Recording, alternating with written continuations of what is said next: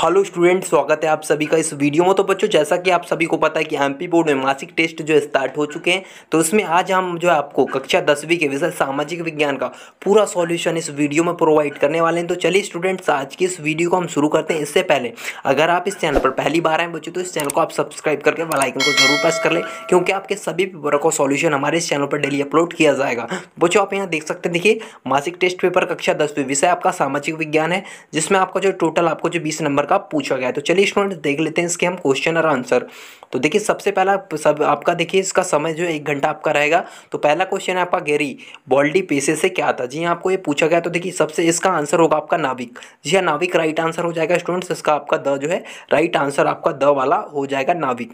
इसके बाद स्टूडेंट आपका सेकंड क्वेश्चन है। देखिए सेकंड क्वेश्चन, किस संधि के द्वारा जर्मनी का जो एकीकरण हुआ? तो इसमें बच्चों इसका राइट आंसर होगा आपको प्राग की संधि। जी हाँ, प्राग की संधि आपका राइट आंसर हो जाएगा। इसके बाद आपका देखिए तीसरा, रक्त और लौह नीति किसने अपनाई थी? उसका राइट आंसर आपका बिस्मार्क हो जाएगा। बिस्मार्क जो पहला वाला आपका राइट आंसर होगा।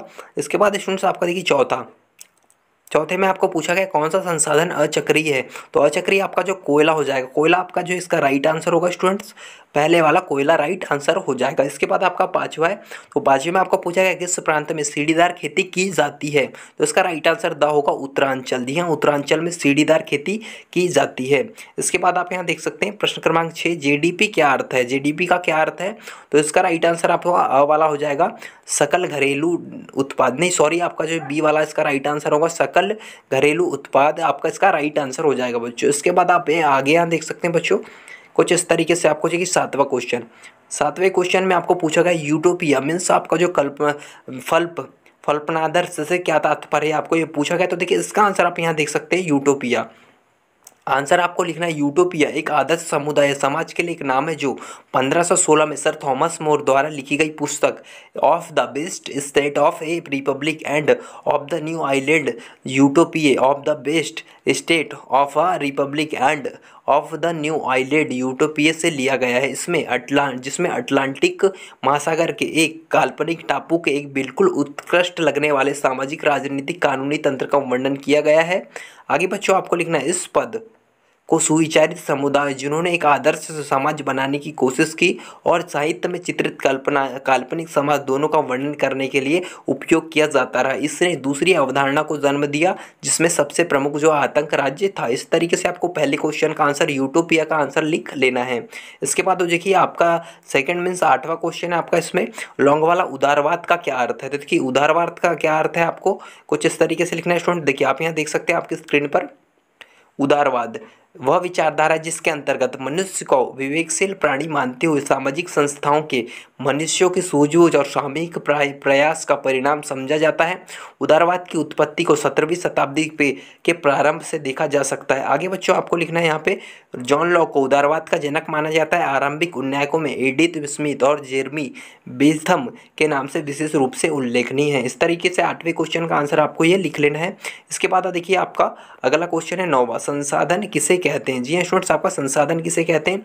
तो इसका आंसर आपका देखिए संसाधन एक ऐसा स्रोत है जिसका उपयोग मनुष्य अपनी इच्छाओं की पूर्ति के लिए करता है। कोई वस्तु प्रकृति में हो सकता है हमेशा से मौजूद रही हो, लेकिन वह संसाधन नहीं कहलाती जब तक कि मनुष्य उसका जो है हस्तक्षेप ना हो। हमारे पर्यावरण में उपलब्ध हर वह वस्तु संसाधन कहलाती है जिसका इस्तेमाल हम अपनी आवश्यकताओं की पूर्ति के लिए कर सकते हैं, जिसे बनाने के लिए हमारे पास प्रौद्योगिकी है और जिसका इस्तेमाल सांस्कृतिक रूप से मान्य है। प्रकृति का कोई भी जो तत्व तभी संसाधन बनता है जब मानवीय सेवा जो करता है। आप जो इसका आंसर कम भी लिख सकते हैं, आपके 2 नंबर के क्वेश्चन है, या फिर हम आपको पूरा आंसर प्रोवाइड कर रहे हैं। इस संदर्भ में 1993 में जिमरमैन ने यह तर्क दिया कि अपने आप में ना तो पर्यावरण और ना ही उसके अंग संसाधन है जब तक वह मानवीय आवश्यकताओं की संतुष्ट करने में सक्षम ना हो। इस तरीके से बच्चों आपको इस क्वेश्चन का जो क्वेश्चन नंबर 9 का आंसर लिख लेना है।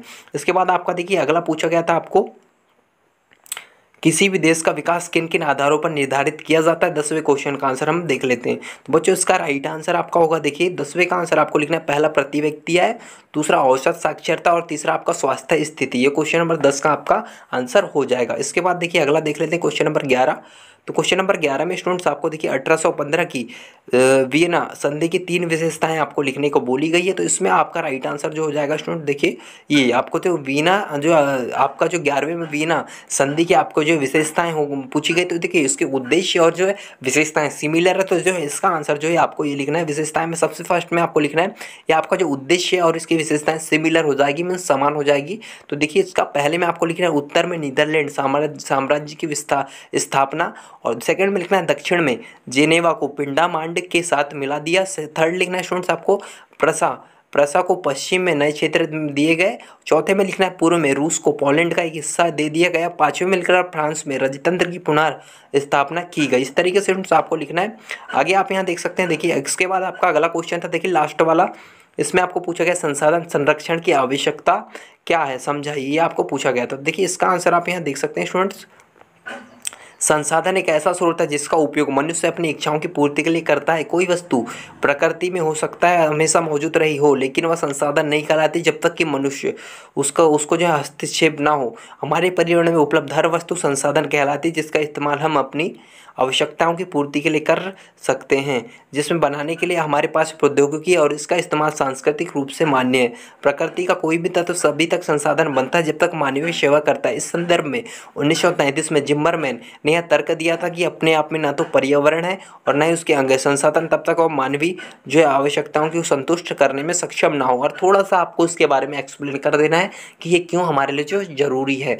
जी हाँ बच्चों, इस तरीके से आपको जो पूरे क्वेश्चन का आंसर हमने आप आज की इस वीडियो में देखा। तो उम्मीद है कि वीडियो आपको पसंद आया। वीडियो पसंद आया तो वीडियो को लाइक कीजिए और ऐसे ही डेली क्वेश्चन के आंसर की सीरीज के लिए इस चैनल को सब्सक्राइब कर ले। आपके सभी पेपर का सॉल्यूशन हमारे इस चैनल के माध्यम से आपको प्रोवाइड करवाया जाएगा। तो मिलते हैं बच्चों नेक्स्ट वीडियो में नेक्स्ट अपडेट के साथ। जब तक टेक केयर, जय हिंद, बाय बाय।